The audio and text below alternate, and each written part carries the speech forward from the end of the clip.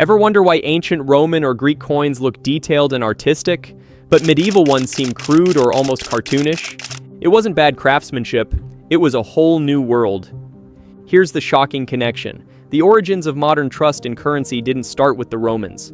They started in the chaos of medieval Europe, a time when coins were made by monks. Kings changed designs every few years. Right now, as you're watching this, there are 180 different national currencies in the world. But in medieval Europe, there were over 600 different monetary systems operating in an area smaller than modern-day America. And somehow, their economy worked better than ours. They created the most resilient monetary system in history using nothing but silver, trust, and ingenuity. In this video, we'll examine key historical reasons behind this shift. The question isn't whether medieval people were smarter than us. It's whether we're brave enough to learn from their solutions. If you're into historical insights like this, make sure to subscribe. You won't want to miss what's next. First, fragmentation of power after Rome. Following the fall of the Roman Empire in the 5th century, Europe became politically fragmented. Dozens of smaller kingdoms and feudal states emerged, each with their own rulers.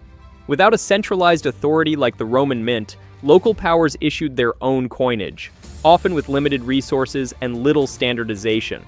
In 476 AD, when the last Western Roman emperor was deposed, Europe lost the most sophisticated monetary system the world had ever seen.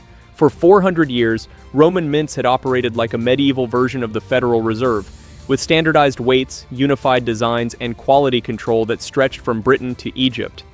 Suddenly, that was gone. The Ostrogothic kingdom in Italy was one of the first to try filling the void. King Theodoric the Great, ruling from 493 to 526 AD, issued gold solidi that looked almost Roman. Almost. The Latin inscriptions were there, the imperial imagery was there, but something was off. The gold content was inconsistent. The dies were cruder. Most telling of all, Theodoric's coin said REX instead of AUGUSTUS. King, not emperor. He was admitting he wasn't Rome. He was something new. Meanwhile, in Gaul, the Merovingian Franks were having their own monetary crisis. Clovis I, who ruled from 481 to 511 AD, inherited a region where Roman coins were still circulating but no new ones were being made. His solution? Start minting Frankish tremises, gold coins that weighed about 1/3 of a Roman solidus. The problem was infrastructure. The Romans had operated their mint at Trier with over 100 specialized workers. The Franks were working out of converted monasteries with maybe a dozen people total. They didn't have the Roman sculptors, master die engravers who'd trained for decades.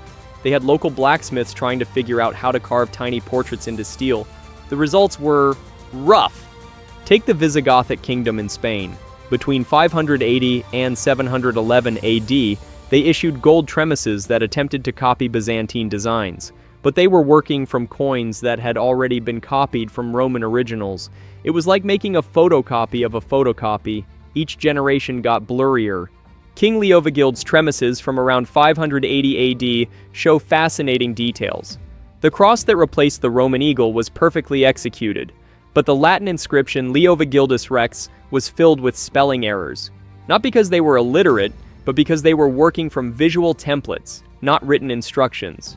This fragmentation wasn't just about incompetence, it was about legitimacy. When Charlemagne reformed the currency system in 794 AD, he could have simply restored Roman standards. He had the resources, the skilled workers, and the political power. Instead, he created something deliberately different. His silver denarii were thinner than Roman coins, lighter, and featured Carolingian-style lettering. Why? Because he wasn't trying to be the Roman emperor, he was trying to be the Frankish emperor. The coin design was a political statement. This pattern repeated across Europe. By 800 AD, there were over 50 different kingdoms issuing their own coins in what used to be the Western Roman Empire. Each had their own weight standards, their own designs, their own ideas about what money should look like. The result? A monetary system that was chaotic, inconsistent, and completely decentralized, but also remarkably resilient. The fragmentation of power after Rome didn't just change how coins looked, it changed how money worked. Second, loss of minting expertise. Many Roman-era engravers and metalworkers were concentrated in urban centers that declined or disappeared in the early Middle Ages. As a result, much of the technical skill and artistic quality seen in ancient coins was lost. Medieval mints often relied on less experienced craftsmen, leading to less refined designs. Roman coin engraving was a specialized profession that took decades to master. The sculptors who carved dies in places like Rome, Trier, and Lyon weren't just artists. They were engineers. They understood metallurgy, knew how different metals behaved under pressure, and had mastered techniques like hubbing, creating master dies that could produce hundreds of working copies. These skills were concentrated in major cities. The mint at Rome alone employed over 200 specialists. They had monetarii who struck the coins, signatories who applied the designs, and propositi who supervised quality control. Each role required years of training and access to specialized tools that were manufactured nowhere else. When the Western Roman Empire collapsed, these urban centers emptied out. Rome's population dropped from over 1 million in 400 AD to maybe 50,000 by 600 AD. Trier, once the second Rome, became a backwater town. The skilled workers, they scattered, or died, or found other work. The technical knowledge went with them. Take the technique of hubbing. Roman engravers would carve a master die in soft steel, then use it to create dozens of identical working dies. This ensured consistency across thousands of coins. Medieval engravers, they carved each die individually by hand. The result was that even coins from the same mint looked different. But here's what's fascinating. Medieval craftsmen weren't stupid. They adapted. The Anglo-Saxon kingdoms developed a completely different approach. Instead of trying to recreate Roman-style portraits, they embraced abstract designs. The Ciata coins from 7th century England featured intricate geometric patterns that were actually harder to counterfeit than realistic faces. In Ireland, monastic communities became the guardians of metalworking skills. The Book of Kells, created around 800 AD, shows that Irish monks had incredible artistic abilities. But when they made coins, they chose simple crosses and basic lettering. Why? Because they understood that currency needed to be recognizable, not beautiful. The Carolingian Empire tried to solve this problem systematically. Charlemagne's monetary reform of 794 AD included sending skilled engravers to regional mints. His palace school at Aachen trained new die cutters in standardized techniques. For a brief period, Carolingian denarii actually looked pretty sophisticated. But when the empire fragmented after 843 AD, the skilled workers scattered again. By 900 AD, most European mints were back to using local blacksmiths, who learned coin making as a side skill. The irony? This loss of expertise might have been a blessing in disguise. Roman coins were beautiful but vulnerable to counterfeiting. Medieval coins were crude but much harder to fake. Sometimes simpler really was better. The loss of minting expertise didn't just change how coins looked. It changed how medieval people thought about money itself. Beauty became less important than trust. And trust, it turned out, didn't require perfect engraving. Third shift, from symbolism to utility. Ancient coins often served a dual purpose, both as currency and as political propaganda, displaying rulers and deities with high artistic value. Medieval coins, however, were more utilitarian. Their primary function was transactional. Artistic quality was no longer a priority. Quick production was. This wasn't just a design choice. It was a complete reimagining of what money should do. Roman emperors used coins like modern politicians use television ads. Every denarius was a tiny billboard advertising imperial power. When Trajan conquered Dacia in 106 AD, coins showed him trampling barbarians with the inscription, "Dacia captured." When Hadrian toured the provinces, coins celebrated each visit with detailed local imagery. These weren't just pretty pictures. They were sophisticated propaganda that reached every corner of the empire. A farmer in Britain handling a coin with Jupiter's portrait was being reminded of Roman divine authority. A merchant in Egypt seeing Caesar's profile was being told who was in charge. But medieval rulers faced a completely different problem. They weren't running unified empires. They were managing local economies that needed actual working currency. Take the example of military payments. Roman legions were paid quarterly with carefully crafted silver denarii that doubled as recruitment propaganda. Medieval armies? They were paid weekly with whatever silver was available. Speed mattered more than symbolism. The Anglo-Saxon king Offa of Mercia, ruling from 757 to 796 AD, issued over 50 different coin designs during his reign. Not because he was trying different propaganda messages, but because he was constantly adjusting to changing silver supplies and local needs. Some of his coins were so thin they were nearly transparent, but they worked for trade. This shift is most obvious in the rise of bracteates, ultra-thin silver coins used across Northern Europe from 1130 to 1350 AD. These coins were so thin they could only be struck on one side. They looked crude compared to Roman coins, but they were brilliant economics. Using minimal silver, they maximized the number of coins in circulation. Medieval mints also had to deal with reality. Roman mints never faced constant warfare. When the Hundred Years' War began in 1337, English mints were producing emergency currency as fast as possible. Edward III's war coins were rough, irregular, and barely legible, but they funded the largest military campaign in medieval history. The shift to utility also meant embracing local preferences.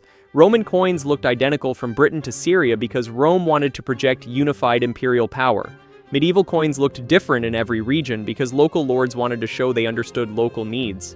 German pfennigs featured simple crosses because Germanic tribes associated elaborate imagery with pagan Rome.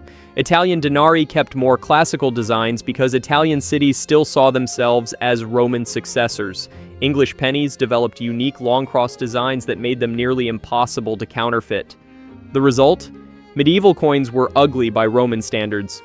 But they were also more practical, more fraud-resistant, and better adapted to local economic needs. Medieval people didn't abandon artistic quality because they couldn't achieve it. They abandoned it because they'd discovered something more valuable: money that actually worked for the people who used it. 4. Religious influence on design. By the Middle Ages, Christianity dominated Europe. Coinage reflected this shift. Instead of emperors or pagan gods, medieval coins often featured Christian symbols such as the cross or inscriptions invoking God. The visual language of money became theological rather than political, but this wasn't just about changing artwork.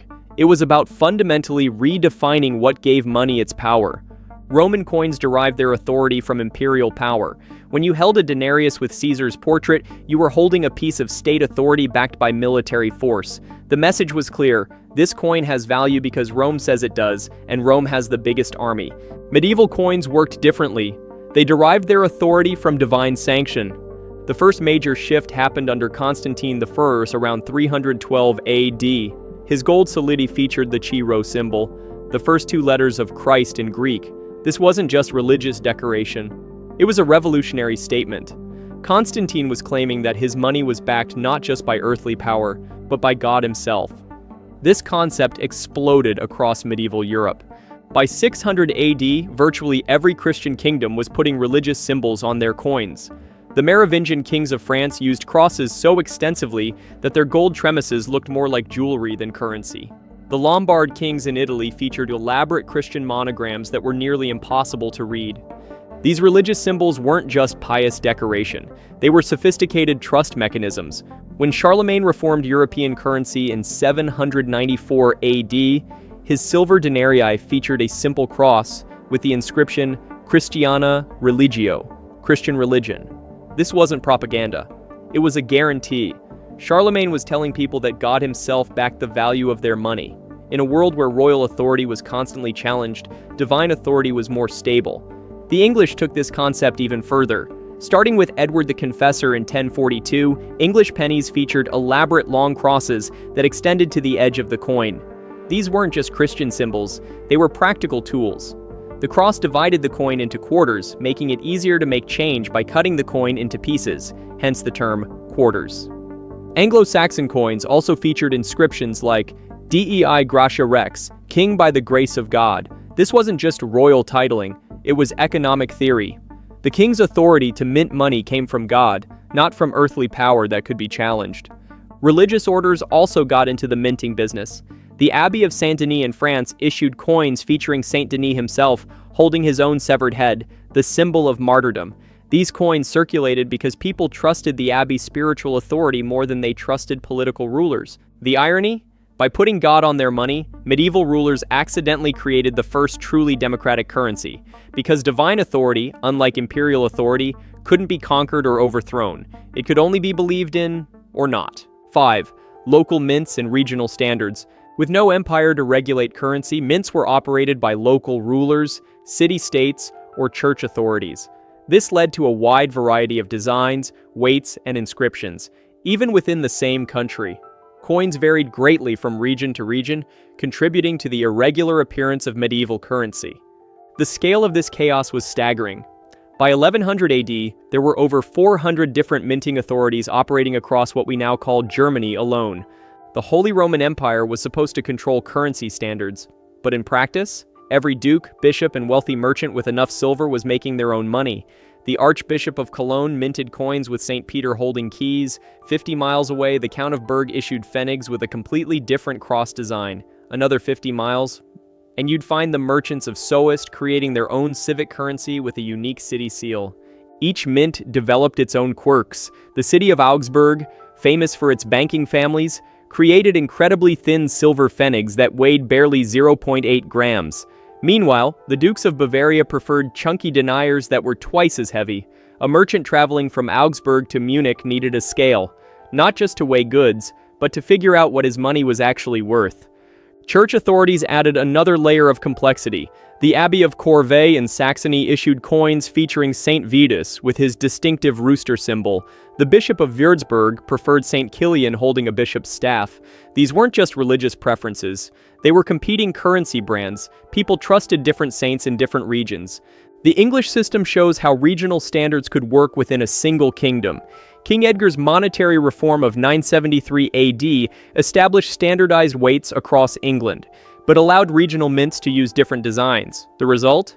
English pennies from London featured one style of cross, while pennies from York showed completely different imagery reflecting local Viking heritage.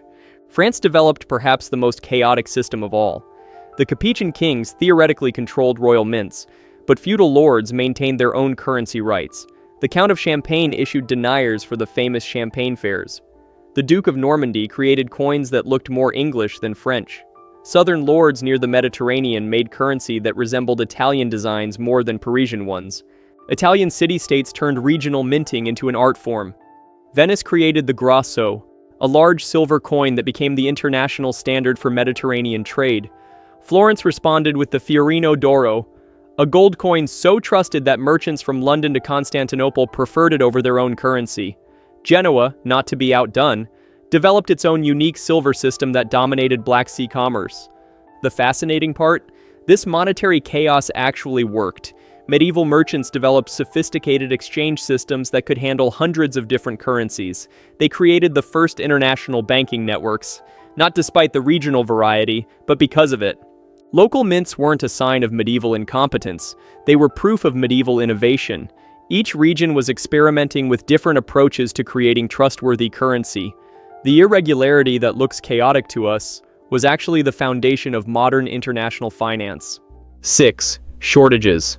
Throughout the medieval period, Europe experienced frequent wars, famines, and economic disruptions. Silver, the primary metal for coins, was often in short supply. As a result, coins were made smaller, thinner, and sometimes debased with cheaper metals, affecting both their appearance and value. The numbers tell the story. Between 1000 and 1300 AD, the silver content of European coins dropped by an average of 35%. This wasn't gradual decline, it was crisis management. When King John of England needed to fund his wars against France in 1205, he ordered English mints to reduce the silver content of pennies from 925 parts per thousand to 800. The coins looked identical, but they were worth 13% less overnight. Medieval inflation in real time.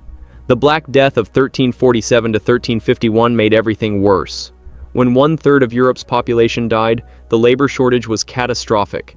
Silver mines in Bohemia and Hungary, which had supplied most of Europe's precious metal, suddenly couldn't find enough workers.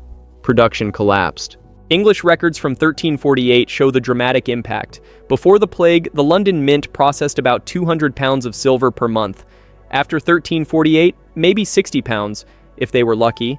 Coins became smaller out of necessity, not choice. War created different pressures. The 100 Years' War between England and France, which lasted from 1337 to 1453, consumed vast quantities of silver. Edward III's early war coins were reasonably hefty silver pennies. By 1350, English war pennies were so thin you could almost see through them. French currency suffered even worse degradation.